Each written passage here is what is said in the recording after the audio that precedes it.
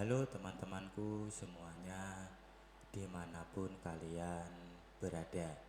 Semoga teman-teman selalu dalam keadaan yang sehat dan selalu dimudahkan dalam mencari rezeki.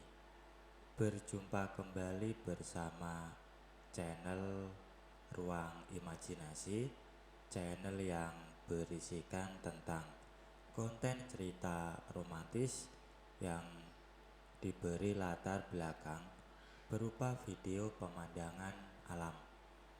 Pada kesempatan kali ini di hari Selasa tanggal 24 Desember tahun 2024.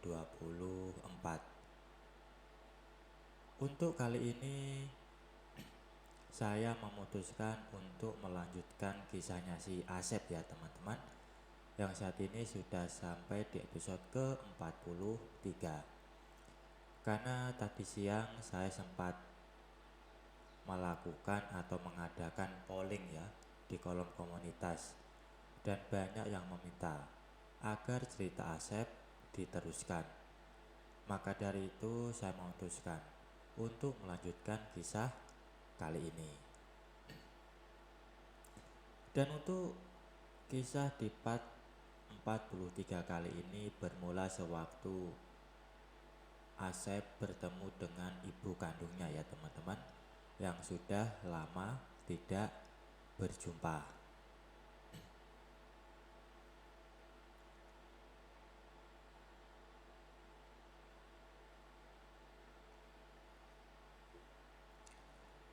Dan setelah mereka mengobrol tidak seberapa lama, Asep pun ingin menunjukkan sebuah rumah yang akan ditempati oleh ibunya tersebut. Dan beberapa saat kemudian Asep sudah menjalankan mobilnya menuju perumahan elit yang letaknya di luar kota. Di perumahan elit itu Asep sudah menempatkan Ira dan Biratna. Ia memang sudah punya 3 buah rumah di perumahan elit tersebut.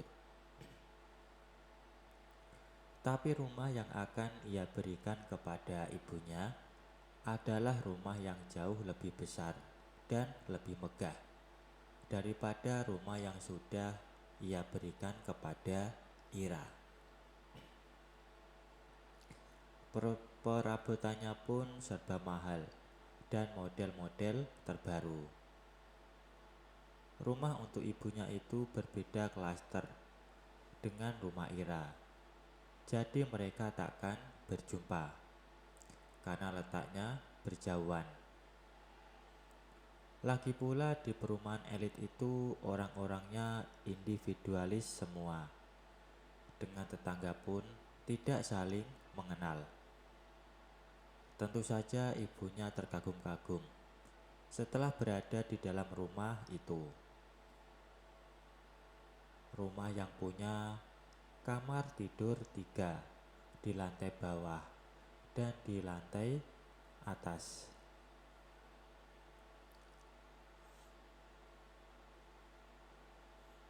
Asep sengaja menyediakan rumah sebesar itu supaya kalau Cok Imas dan suaminya datang bisa menginap di rumah tersebut.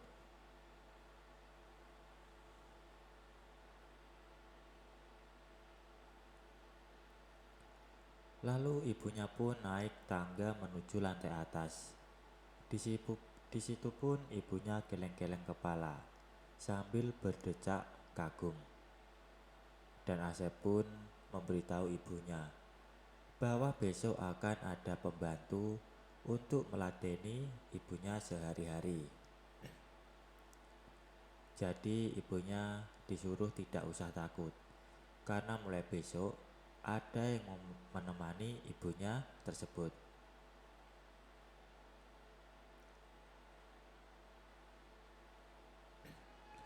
Asep pun juga tidak lupa memberitahu ibunya bahwasanya beberapa hari lagi ia mau menikah dengan seorang wanita yang luar biasa tajirnya. Tapi pernikahan itu cuma nikah siri, supaya tidak menimbulkan kehebohan, karena usia wanita itu lebih tua dari Asep.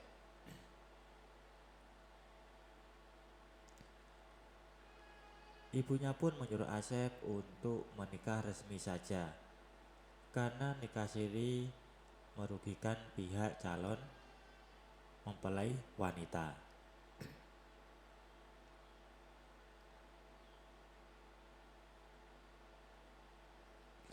Asep memang anak yang penurut dan tak mau membantah kepada orang tua. Karena itu, ia menjawab nasihat ibunya dengan anggukan kepala.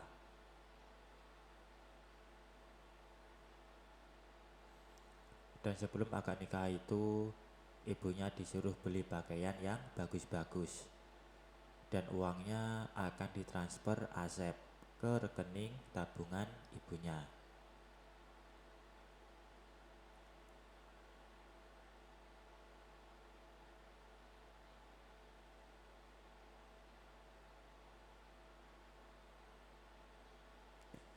Supaya ibunya tidak ketakutan ditinggal sendirian, Asep sengaja tidur di rumah yang sudah ia berikan kepada ibunya itu. Tapi kamarnya berbeda. Asep tidur di kamar depan, sedangkan ibunya tidur di kamar yang ada di sampingnya.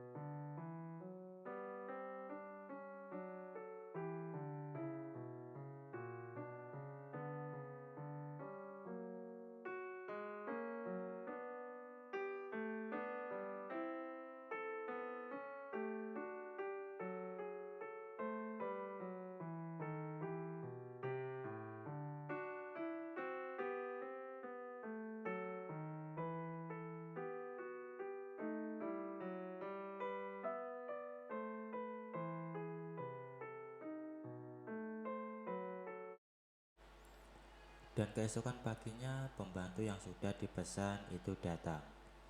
Lalu diajak Asep bicara terlebih dahulu bahwa tugasnya yang terpenting adalah mengikuti segala perintah ibunya. Tentu saja ia harus membereskan dan membersihkan rumah setiap hari. Dan soal mencuci baju, sudah tersedia mesin cuci yang bagus. Dan soal gaji, Asep pun menjanjikan jumlah yang lebih tinggi daripada gaji pembantu pada umumnya di perumahan elit seperti itu. Setelah mentransfer dana yang lumayan besar ke nomor rekening tabungan ibunya, Asep pun meninggalkan rumah yang sudah ia berikan kepada ibunya tersebut. Dalam perjalanan menuju hotel, tiba-tiba ada panggilan yang ternyata dari Mbak Manti. Ia memberitahu bahwasanya Asep disuruh ke rumahnya sekarang karena ada yang penting sekali.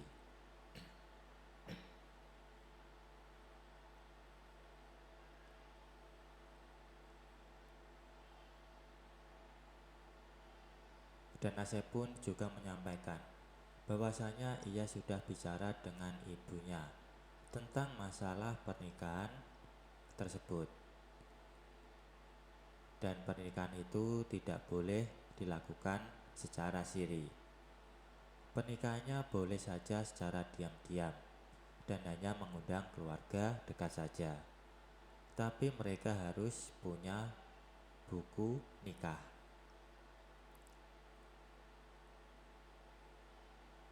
Dan Mbak Mati pun akhirnya sangat setuju dengan permintaan tersebut. Lalu ia pun memacu mobilnya secepat mungkin karena ingin secepatnya tahu masalah penting yang akan disampaikan oleh calon istrinya itu apa. Setibanya di depan rumah Mbak Manti, Asep turun dari mobilnya dengan penuh semangat. Terlebih setelah melihat Mbak Manti yang sudah berdiri di ambang pintu untuk menyambut kedatangan calon suaminya tersebut. Kemudian Mbak Mati pun mengajak Asep duduk berdampingan di sofa ruang tamu. Kemudian ia pun menanyakan masalah penting apa yang ia bicarakan kepada Asep.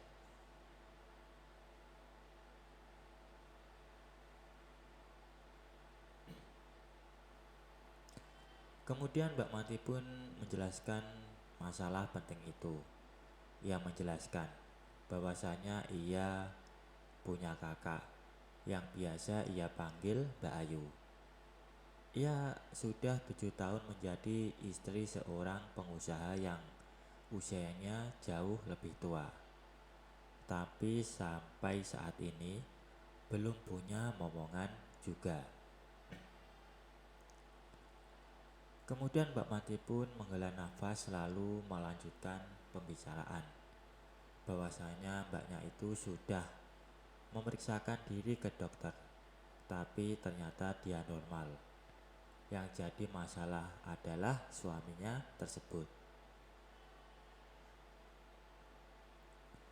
Bahkan suaminya sudah mengizinkan kakaknya untuk mencari lelaki lain yang bisa memberikan momongan, asalkan jangan sembarang lelaki. Harus yang tampan dan yakin tidak penyakitan, supaya hasilnya kelak bagus dan sehat.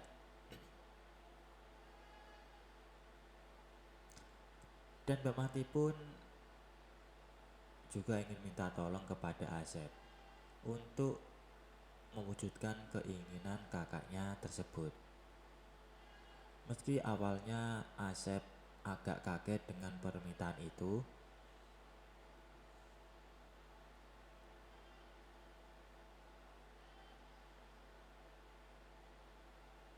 tapi karena ia tidak pernah menolak apapun yang diinginkan oleh Mbak Mati itu, akhirnya Asep pun menyetujui permintaan tersebut.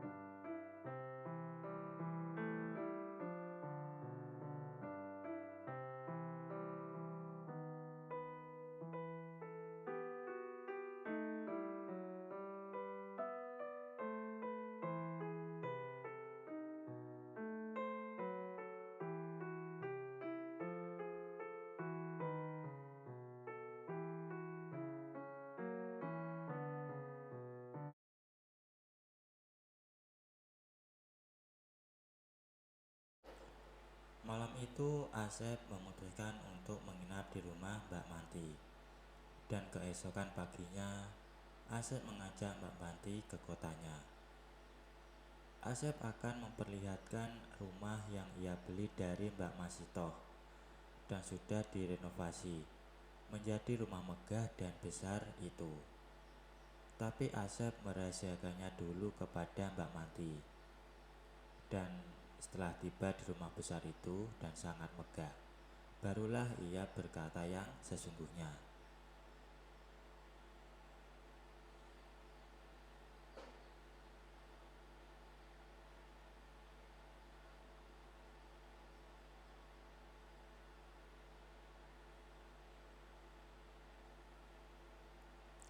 Dan Mbak Manti pun ingin bertemu dengan ibunya Asep. Asep memang sudah menceritakan latar belakang keluarganya, bahwa ia punya ibu tiri 2 orang, sedangkan ibunya sudah meninggal kata ayahnya. Tapi baru-baru ini Asep mendapat berita bahwa ternyata ibunya masih ada, tapi jauh sekali di Indonesia paling utara. Semua itu sudah ia ceritakan kepada Mbak Manti. Begitu juga ketika ibunya sudah berada di kota tersebut, diceritakan juga kepada Mbak Manti. Tak lama kemudian Mbak Manti sudah berada di dalam sedan hitam Asep yang ia jalankan menuju perumahan elit di luar kota tersebut, menuju rumah yang sudah ia berikan kepada ibunya. Namun sebelum menuju perumahan di luar kota itu, Mbak Manti ngajak beli pizza dan burger sebagai oleh-oleh untuk ibunya Asep. Ibunya tampak kaget ketika melihat Asep datang bersama seorang wanita. Lalu Asep menjelaskan kepada ibunya siapa wanita cantik yang ia bawa ke rumah itu.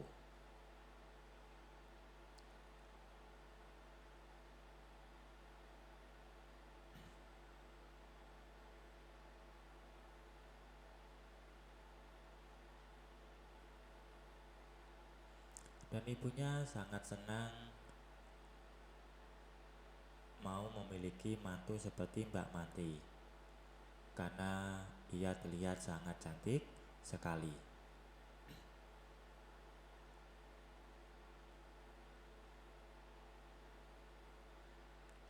Tak lupa Asep dan Mbak Manti pun memberikan oleh-oleh yang ia beli tadi untuk diberikan kepada ibunya Asep.